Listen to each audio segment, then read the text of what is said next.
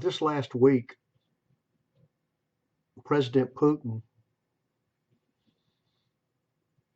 said that he was going to ban the adoption of Russian children by Americans,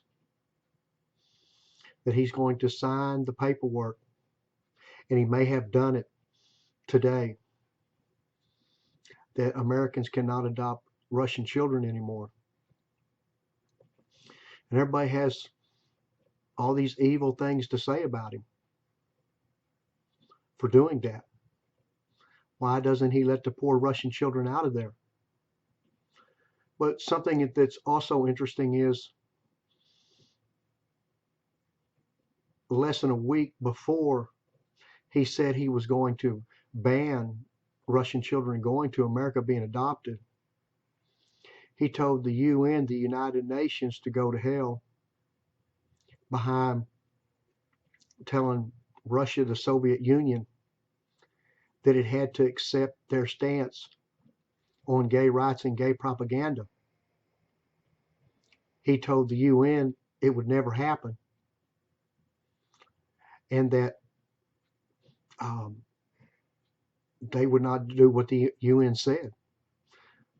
Thank God that some man in this world is standing up to the UN, which is actually run by the left-wing political agenda, radical political agenda in America, that's passing all these gay right laws, these radical feminist laws, and putting billions of dollars with it to go around the world to different countries to give to these countries if they install these radical policies that the United States are following.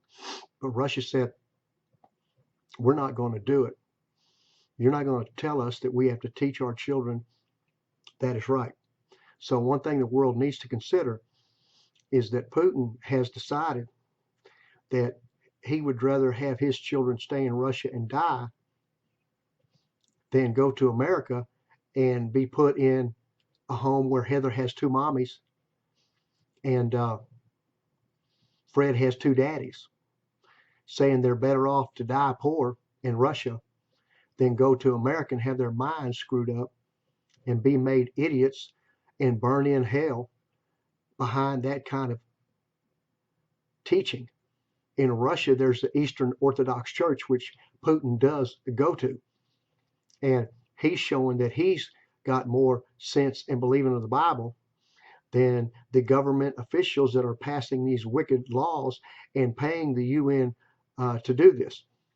Now, another thing is Russia, why would they want to send children here if they have plans on nuking us behind our wicked United Nations agenda? And everybody that's been reading the scriptures for years knows that the passage that says the treacherous still deals treacherously is talking about Russia, Gog and Magog.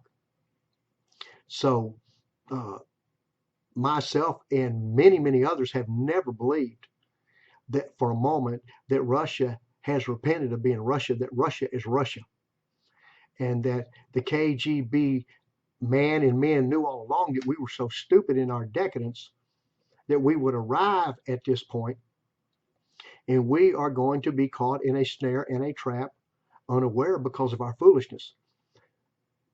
It's a shame that the Marine Corps has been destroyed. It's a shame that the military in America has been destroyed and had homosexuality crammed down its throat. So instead of calling him names, you better start considering that he may not want to bomb his own children. So he's not going to send them over here. And the Bible tells us that the reason Sodom and Gomorrah is in the Bible is for an example for those who would live likewise in the future. And America is living that way. And except for God's grace, that's just exactly what America is going to get.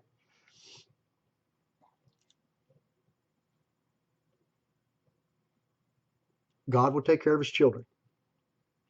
Everybody who's born again, who's not buying that mess, who's not touching the unclean thing, God will deliver them and take them through what's coming. But the wicked in this country, who have not received the love of the truth so as to be saved, they are asking for it. They are flaunting sin in God's face, and God will only stand for that for so long. America, repent while there's still time. Jesus is Lord.